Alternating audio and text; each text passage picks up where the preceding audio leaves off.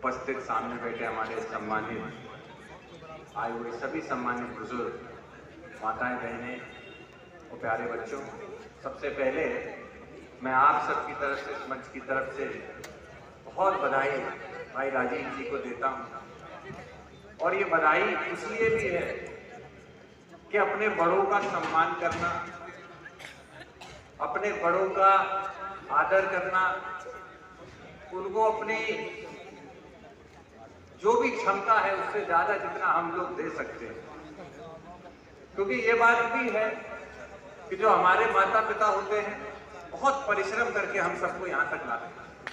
चाहे वो हम लोगों की शिक्षा रही हो, हम लोगों की कोई भी जिद होती थी तो उसको हमारे माता पिता पूरा करने के लिए भीषण प्रयास करते हैं। और खुशी तब होती है जब एक समय के बाद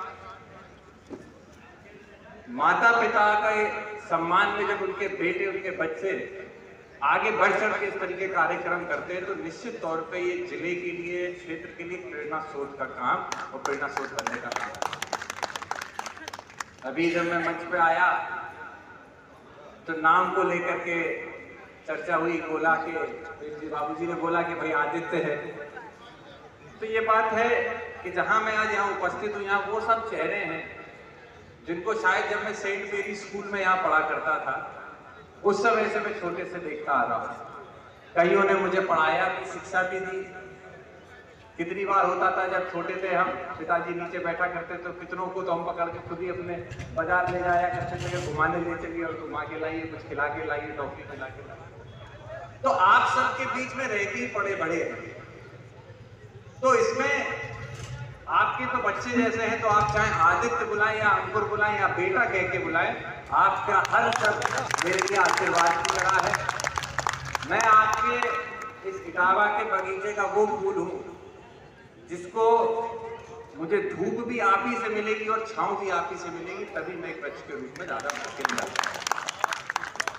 धूप का मतलब सीख और छांव का मतलब स्नेह। तो सीख और स्नेह जब होगा, क्योंकि हम लोग आज राजनीति में जिस मकाम पे हैं काफी चीजें हम लोग सीख रहे हैं। और ये बात सच है कि कुछ जो युवा चेहरे लोकसभा के सांसद बने उनमें से एक मैं भी हूँ।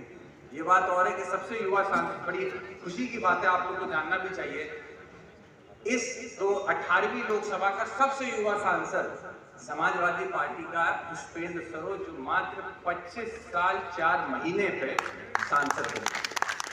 He was 25 years 4 months जब उनको उनका सर्टिफिकेट मिला, विच इज अ रिकॉर्ड, जो अपने आप में एक रिकॉर्ड उन्होंने बनाया। उसके बाद कई और, इकरा चौधरी है, मैं हूँ, अक्षय यादव, तो बहुत बड़ी एक हम लोगों की टीम युवा की लोकसभा के अंदर है।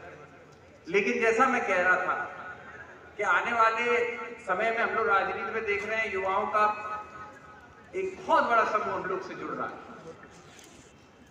जोश है और जोश की जरूरत भी है, लेकिन ये जोश पूरी तरीके से बेकार हो जाता है जब आप जैसे बुजुर्गों की सीख और रास्ते दिखाए हुए रास्ते पे हम लोग नहीं चल पाते हैं, भटक जाते हैं, तो ये जोश भी किसी काम का नहीं रहता। इसीलिए आप लोगों का सरपरस्ती, आप लोगों के आशीर्वाद की जीवन भर हम लोगों को जरूरत पड़ेगी।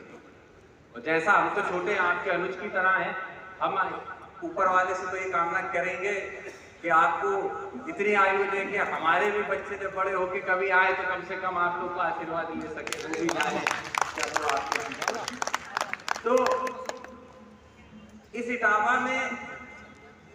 इटावा को बनाने में, जैसा कहा अभी आदरणीय अशोक जी भी कह रहे थे, नेताजी की बात करी, निश्चित तौर पे नेताजी का एक बहुत बड़ा योगदान इस इटावा को पहचान दिलाने में है, इससे कोई भी मुकर नहीं सकता। लेकिन आप सब लोग जो यहाँ उपस्थित हैं, आप सब ने भी एक कड़ी बनकर इटावा को उस ऊंचाई तक पहुंचाने में अपना सबका योगदान दिया है। अभी जैसी बात हो रही थी कि एक आप लोग का पुराना ठिया होता था जहां सब लोग चाय, तो ऐसी ही जगहों से बड़े बड़े मुद्दे निकल के आते हैं, बड़ी बड़ी बातें निकल के आती हैं, बड़े बड़े विचार निकल के आते हैं, और उन्हीं विचारों पर चल के कभी कोई आंदोलन खड़ा होता है, कभी कोई मूवमेंट खड़ा होता है। आज हमको इसी तरीके के मूवमेंट्स की जरूरत है। मैं इसलिए कह रहा हूं क्योंकि आज के समय में जहां सोशल मीडिया का जमाना है, वहां हमें आपको कोशिश करनी है कि हम लोग फोकस्ड रहेंगे। आज चाहे सरकार हो, पार्टियां हो, उसमें हम सब भी आते हैं। हम सभी लोग अपने निजी स्वार्थ की वजह से लोगों को, ध्यान को अपनी तरफ आकर्षित करने में लगे हुए हैं। ये नहीं सोचते हैं कि हमारा समाज किस तरफ को जा रहा है। ये सोशल मीडिया की वजह से हमारा समाज कितना बिगड़ता जा रहा है, कितना अलग रास्ते पे जाता जा रहा है, ये भी देखना हमें जरूरी है।